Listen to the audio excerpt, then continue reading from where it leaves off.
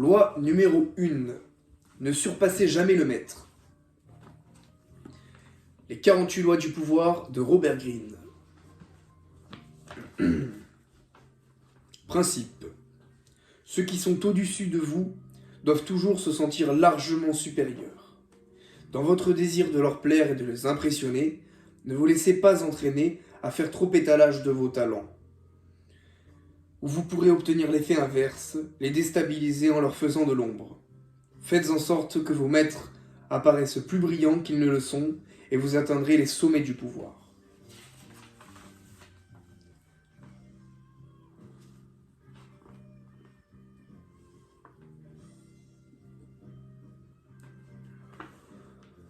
Violation de la loi. Nicolas Fouquet était surintendant des finances au début du règne de Louis XIV. C'était un homme généreux qui aimait les fêtes somptueuses, les jolies femmes et la poésie. Il aimait aussi l'argent et menait un train de vie extravagant. Fouquet était intelligent et absolument indispensable au roi. Aussi, quand le Premier ministre, le cardinal Mazarin, mourut en 1661, le surintendant des finances s'attendait-il à lui succéder. Au lieu de quoi, le roi décida d'abolir la charge. Cette décision ainsi que d'autres indices firent comprendre à Fouquet qu'il n'était plus dans les bonnes grâces du roi. Aussi décida-t-il de regagner ses faveurs en organisant la fête la plus splendide que l'on eût jamais vue. Officiellement, elle avait pour but de célébrer l'achèvement des travaux de son château de Vaux-le-Vicomte, mais son objectif réel était de rendre hommage au roi, l'invité d'honneur. Les plus célèbres représentants de la noblesse d'Europe et quelques-uns des plus grands esprits de l'époque, La Fontaine, La Rochefoucauld, Madame de Sévigné, avaient été conviés. Molière avait écrit pour l'occasion une pièce dans laquelle il jouerait lui-même. La fête commença par un somptueux banquet de 7 services où furent servis des aliments venus d'Orient que l'on n'avait encore jamais goûtés en France, ainsi que des recettes créées spécialement par Vatel. Un orchestre enchaînait les morceaux de musique pour honorer le roi. Après le dîner, on se promena dans les jardins du château. Les magnifiques allées et fontaines de Vaux-le-Vicomte avaient été conçues par le nôtre, comme plus tard elles seraient celles de Versailles. Fouquet accompagna lui-même le jeune roi à travers les parterres et les bosquets, superbement géométriques. En arrivant au canot, ils assistèrent à un feu d'artifice, suivi par la pièce de Molière.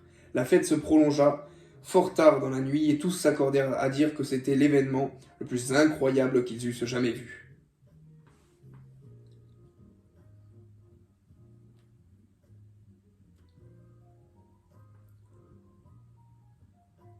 Quelques jours après, Fouquet fut arrêté par le chef des mousquetaires, du roi d'Artagnan. 3 mois plus tard, il était accusé d'avoir détourné l'argent de l'État. En fait, la plus grande partie de cet argent avait été versée avec l'accord du roi et en son nom. Fouquet fut condamné à la confiscation de tous ses biens et au bannissement hors du royaume. Puis sa peine fut commuée en emprisonnement à vie. Il mourut à Pignerol, une lointaine place forte des Alpes. Interprétation. Louis XIV, le roi Soleil, était un homme fier et arrogant qui exigeait d'être constamment au centre de l'attention. Il ne pouvait souffrir d'être surpassé en somptuosité par quiconque, et encore moins par son surintendant des finances. Pour succéder à Fouquet, Louis XIV choisit Jean-Baptiste Colbert, un homme d'une avarice notoire, connu pour donner les réceptions les plus sinistres de Paris. Colbert s'assura que tout l'argent du trésor passait entre les mains du roi. Ainsi financé, le roi Louis XIV se fit construire un palais encore plus magnifique que celui de Fouquet, le grandiose château de Versailles, sur les plans des mêmes architectes, décorateurs et jardiniers que lui, et il y organisa des fêtes encore plus extravagantes que celles qui avaient coûté à Fouquet sa liberté. Examinons la situation. Le soir de la fête, en présentant au roi spectacle sur spectacle, chacun plus magnifique que le précédent, Fouquet s'imagina faire preuve de sa loyauté et de son dévouement. Non seulement il croyait rentrer dans les bonnes grâces de Louis XIV, mais il pensait que le bon goût, le réseau de relations et la popularité dont il faisait montre le rendrait indispensable au roi et convaincrait celui-ci qu'il ferait un excellent Premier ministre. Or, à chaque nouveau spectacle, à chaque sourire appréciateur des invités, Louis XIV s'imaginait voir ses propres amis et ses sujets plus séduits par le surintendant des finances que par lui-même, et Fouquet en train de lui voler sa richesse et son pouvoir.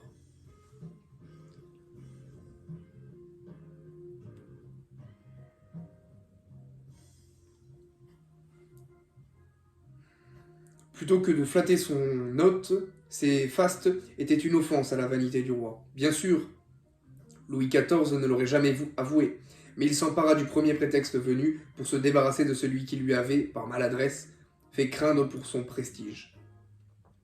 Tel est le sort, sous une forme ou sous une autre, de tous ceux qui égratignent la confiance en soi du maître, portent atteinte à sa vanité, ou le font douter de sa prééminence.